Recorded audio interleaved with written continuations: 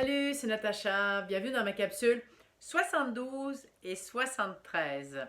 Aujourd'hui, je fais un combiné des deux capsules parce que hier, j'ai été incapable de faire ma vidéo.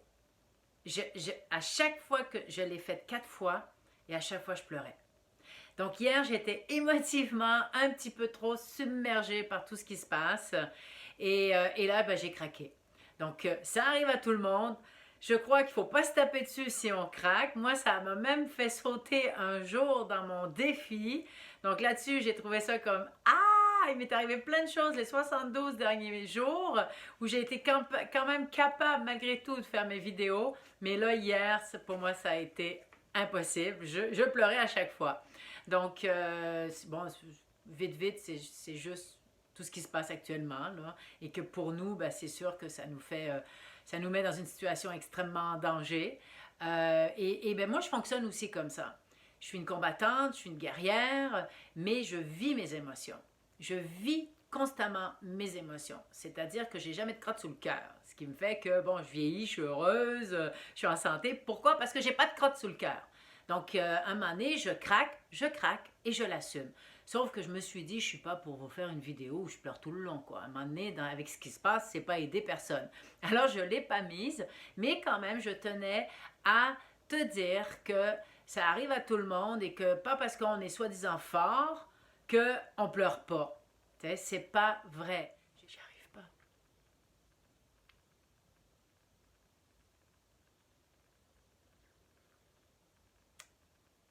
Je sais que demain, ça va aller mieux.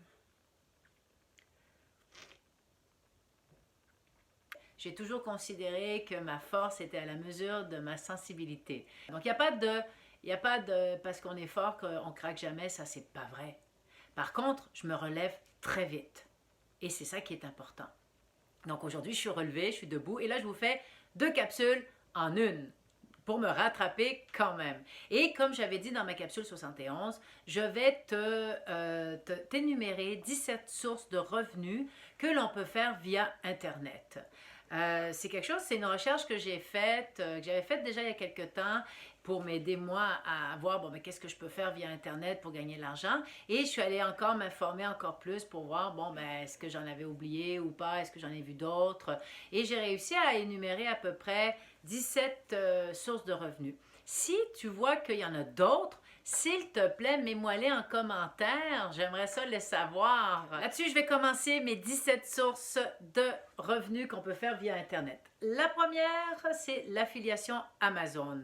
Si tu as un blog, si tu écris des articles ou si tu recommandes des livres, c'est très, très commun de le faire ou dès que tu cliques sur le livre, mettons, moi je te recommande un livre, tu vas cliquer sur le lien que je vais avoir inscrit, ben moi, tout ce que toi, si tu t'en vas sur Internet et que tu commences à magasiner via mon lien, je vais avoir une petite commission sur tout ce que tu vas magasiner. C'est vraiment du référencement qui est fait, mais sur Internet. L'affiliation, c'est ça, hein? C'est on réfère d'autres produits, formations et tout, puis on a une commission par rapport à le référencement. Alors avec Amazon, c'est très simple. Tu vas sur Amazon, tu deviens partenaire Amazon et facilement tu obtiens ce lien-là après que tu es rempli. Bon, ils vont te poser des questions, il faut que tu remplisses tout ça. Et puis après, tu vas te retrouver avec un compte à toi où tu vas avoir justement c'est comme un peu un bureau virtuel que tu vas avoir avec Amazon. Et puis, tu vas avoir tous les liens que tu vas vouloir faire en fonction du livre que tu vas choisir ou du produit que tu vas vouloir référer de Amazon. Et tu vas avoir toutes tes données. Le désavantage avec Amazon, c'est que d'abord, avant tes 100 premiers dollars, tu ne reçois rien. Et aussi, si, comme moi, par exemple, j'ai fait ça, j'ai dit, OK, c'est super, j'ai écrit un petit article, et puis j'avais mis des liens sur plusieurs livres parce que, bon, tu sais, je voulais commencer du référencement de l'affiliation Amazon. Et puis, bon, il n'y a personne qui a cliqué parce que j'ai pas de trafic, je commençais. Et à un moment donné, Amazon, comme il n'y avait eu aucun clic, Amazon, il m'a barré en me disant, ben, écoute, attends d'avoir plus de trafic sur ton blog avant de créer tes liens. Donc ça, c'est le problème avec l'affiliation Amazon. Et aussi, mettons que la commission, c'est pas une grosse commission que tu vas avoir. D'accord? C'est vraiment à la quantité que tu vas faire de l'argent avec Amazon. Le deuxième point, c'est vendre des photos. Donc, si tu as une expertise, si tu es photographe, que tu as le don, je dirais, de faire des belles photos, ok, eh bien, vendre des photos, c'est populaire dans le sens que des sites comme Canva, je ne sais pas si tu connais Canva, mais c'est vraiment génial pour faire toutes tes présentations avec photos, écriture et tout et tout. Moi, j'ai l'abonnement pro, donc j'ai accès à plein de photos. Et justement, ces photos-là, ben, il faut que Canva les a achetées au préalable à des particuliers pour pouvoir les mettre sur leur site. Et tu as d'autres endroits où tu peux aller chercher des photos. Ben, toutes ces photos-là, elles ont été achetées. Évidemment, au niveau financier, tu ne te fais pas des grosses commissions quand même. C'est vraiment à la quantité que tu vas faire de l'argent par rapport à ça. En troisième position, tu as les placements de produits. Ça, on connaît ça quand même, le placement de produits. Ça existait vraiment avant Internet. On voyait ça, on voit ça encore beaucoup, je veux dire, on voit ça encore beaucoup dans les films. Tu sais, tu as de l'acteur principal qui tout d'un coup boit une bouteille de Coke. C'est du placement de produits. Au niveau d'Internet, ça, c'est quand tu as vraiment beaucoup d'abonnés, que ce soit sur ton Instagram, YouTube, ton blog, mais ça va être plus YouTube ou Instagram ou des comptes comme ça, et que tu vas avoir du trafic, que là, ben, des compagnies vont être intéressées à placer leurs produits. Ça peut être intéressant si tu as beaucoup de trafic. C'est sûr que tu n'auras pas le même taux financier, je dirais, le même montant financier si tu as 10 000 abonnés que si tu as 300 000 abonnés. On s'entend. Donc, plus tu as des abonnés, plus tu vas faire de l'argent avec des placements de produits, mais ça dépend toujours de tes valeurs et si tu veux recommander et placer des produits. Donc là, il y a ça aussi qu'il faut que tu prennes en considération. En 4, ça va être vendre des formations en ligne. Alors, ça, c'est comme une nouvelle carrière qui est comme vendre des formations en ligne. Donc ça, c'est une nouvelle carrière qui commence vraiment à prendre de l'ampleur de plus en plus sur Internet. Et on appelle ça de l'infoprenariat, où tu n'es pas obligé d'avoir un blog, tu n'es pas obligé d'avoir une chaîne YouTube, tu n'es pas obligé d'avoir Instagram, Facebook et compagnie, et tu peux juste vendre des produits en ligne. C'est sûr que tu vas avoir plus de succès si tu as une chaîne YouTube, si tu as un blog, etc., etc., mais tu peux juste vendre des produits de formation en ligne. Il y a deux manières. Il y a des types, des petites mini pas chères à la Groupon, où tu peux mettre ça sur Groupon, ou il y a Udemy aussi, puis il y en a d'autres, je ne les connais pas tous, où là, c'est des mini formations, et c'est des genres de sites qui vendent des formations de tous les genres, et toi, tu reçois une cote. Donc, tu as cette manière-là de faire, et évidemment, là, tu n'as pas une grosse cote. Tu as une autre manière qui va être plus où toi, tu crées ta propre formation, mais une grosse formation que tu vas charger beaucoup plus cher et que tu vas chercher toi-même ta propre clientèle et que tu vas faire... Et là, ça peut être de différentes manières. Ça peut être à travers des lancements, à travers un tunnel de vente, à travers de la pub Facebook, à travers... Donc, il y a plusieurs manières de vendre, d'aller chercher une clientèle pour vendre son produit. Ça peut être à travers ton blog ou ta chaîne YouTube aussi. Et que là, tu vas vendre à prix beaucoup plus élevé. Donc, on ne parle plus de formation entre 10 et 20 dollars, mais plus entre là, 400, 500, voire 2 3 000 dollars. Il y en a qui vendent leur formation jusqu'à 5 6 000. Ça dépend toujours de ce qu'ils ont à offrir et aussi de leur trafic. Donc, ça, c'est une manière. Il y a moyen de faire beaucoup d'argent avec la formation en ligne. En 5, c'est de l'affiliation encore, mais de produits virtuels. Je l'ai séparé de Amazon. Alors, l'affiliation de produits virtuels, parce que c'est différent. C'est de l'affiliation quand même. Donc, ça veut dire du référencement. Donc, ça veut dire, tu sais, c'est de l'affiliation quand même, mais ça va être différent d'Amazon parce que là, ça va être de... Bon, il y a des plateformes qui vont offrir... tu vas avoir un lien, puis tu vas pouvoir offrir plein de produits. Toi, dépendamment de ton blog, dépendamment de ce que tu fais, tu peux référer toutes sortes de produits virtuels. il y a cette manière-là de faire. Il y a aussi le fait, comme moi par exemple, si j'ai un produit comme de formation, comme ici en 4, je veux vendre un produit de formation en ligne et je décide de faire un lancement, je vais m'affilier avec évidemment s'ils le veulent, mais avec des vedettes de l'Internet en lien avec ce que je vends et qui vont me référer. Donc, ils vont utiliser leur liste de contacts, leur liste de courriels et ils vont parler de moi que je suis en train de faire un lancement pour telle formation. Et eux, ils vont recevoir jusqu'à 30 à 50% de commission. Donc, ça peut être très intéressant. On parle de 30 à 50% de commission. Et des fois, et en général, quand c'est des lancements comme ça, c'est des formations qui sont entre 2 à 3, 4 000 dollars en général, c'est dans ces eaux-là. Donc, il y a moyen de faire de l'argent comme ça aussi. En 6, la monétisation avec la publicité. Tu peux avoir via ta chaîne, ton blog, ça peut être via ton blog, via YouTube, ou tu peux faire, tu peux avoir tu sais, les petites annonces de publicité, là, tu sais, donc, alors ça va être avec Google AdWords, YouTube, ça va être avec YouTube, bien sûr, que là, tu vas avoir de la publicité. Il y a certains critères avec YouTube, par exemple, tant que tu n'as pas, je crois, 1000 abonnés, tu ne peux pas faire de publicité. Avec tes blogs, ben là, tu peux aussi faire de la publicité. C'est pas très, très payant, c'est vraiment au volume.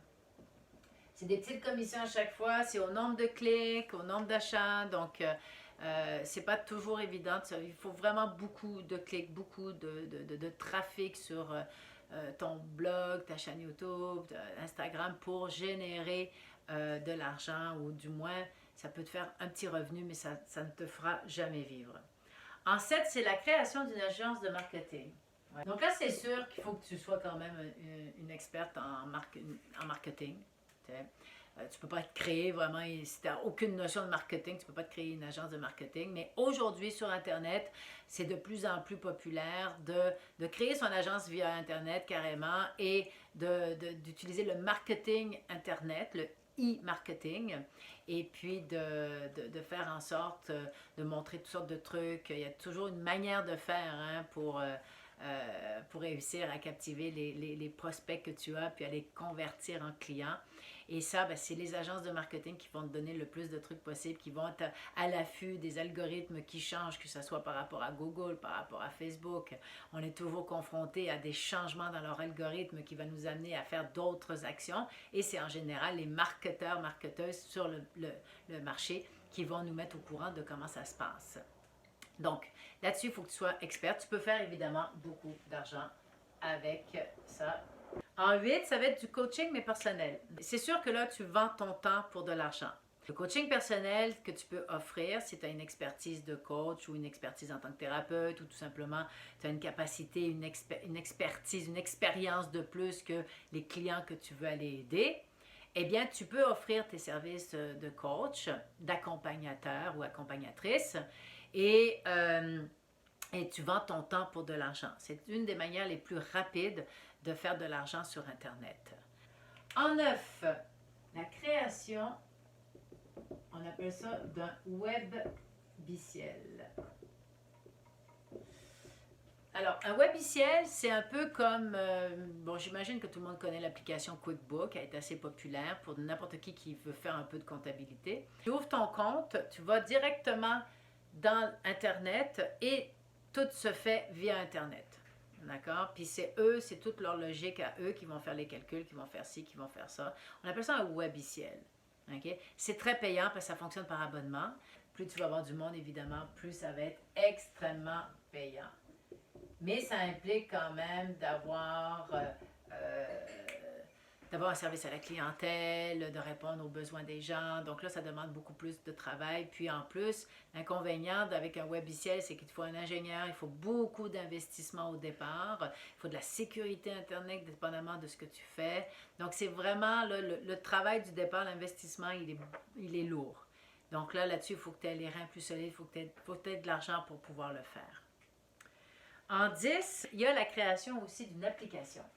C'est pas la même chose qu'un webiciel. Le webiciel, c'est on travaille à l'intérieur on va dans un compte, puis c'est à l'intérieur de ce compte-là que tous les calculs sont faits ou toute la logistique est faite et tout. Tandis qu'une application, bon, aujourd'hui de plus en plus même les applications, elles sont par abonnement. Avant, on avait juste à downloader l'application avec une clé, puis là, on l'avait dans notre ordinateur, et puis là, on l'avait à nous. Elle était physiquement, virtuellement à nous, mais sur notre ordinateur. Tandis que maintenant, c'est vraiment des abonnements. Si on arrête de payer l'abonnement, on n'a plus accès à l'application. Comme pour Word, Excel, PowerPoint. Là, c'est rendu qu'il faut que tu payes tant par mois pour avoir ton application. Puis que si tu arrêtes de payer, tu n'as plus accès à ton Excel. Là. Mais ça aussi, ça peut être très, très, très payant. Mais ça implique la même chose qu'un webiciel, un ingénieur, de l'investissement de départ. Donc là-dessus, c'est... Oui, on peut faire beaucoup d'argent, mais il y a beaucoup d'investissement qui doit être mis dès le départ. Donc ça, c'est une autre dimension. Alors ensuite, j'ai la création de vidéos. Donc, par exemple, tu sais, c'est comme, bon, moi, par exemple, de vidéos, création de vidéos.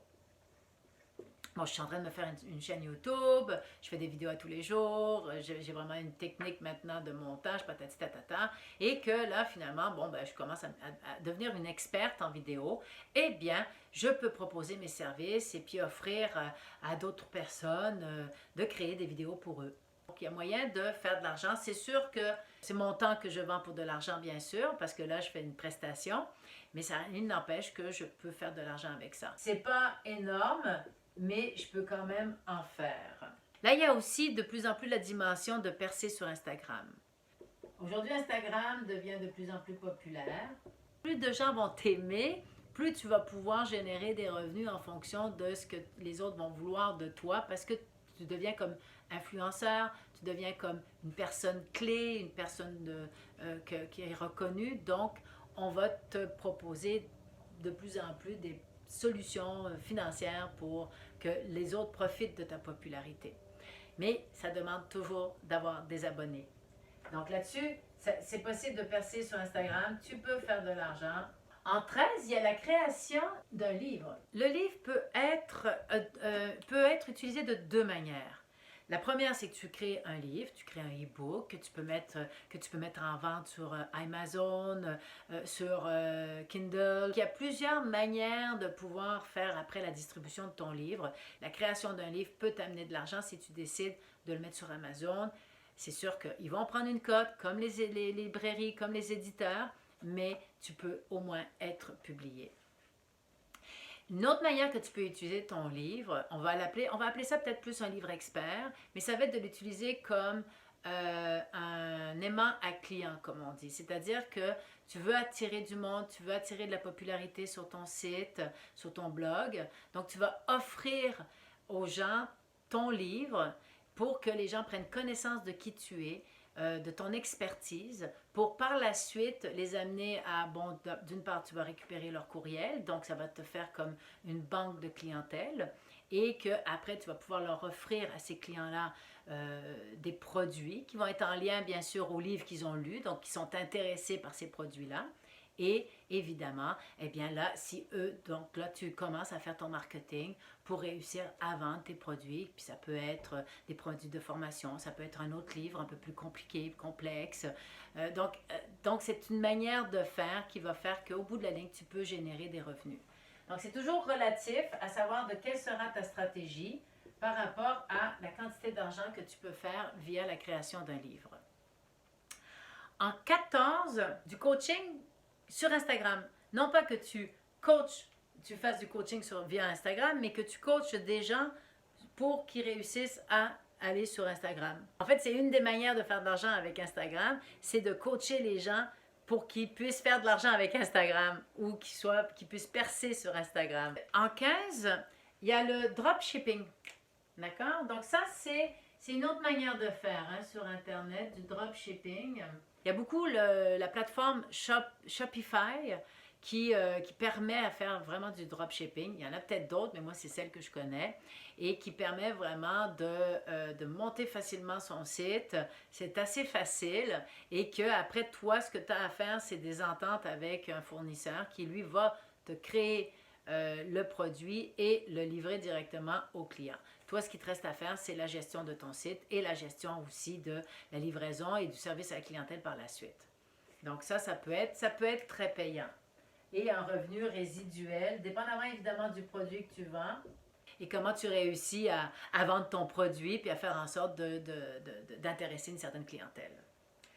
En 16, tu peux faire du e-commerce.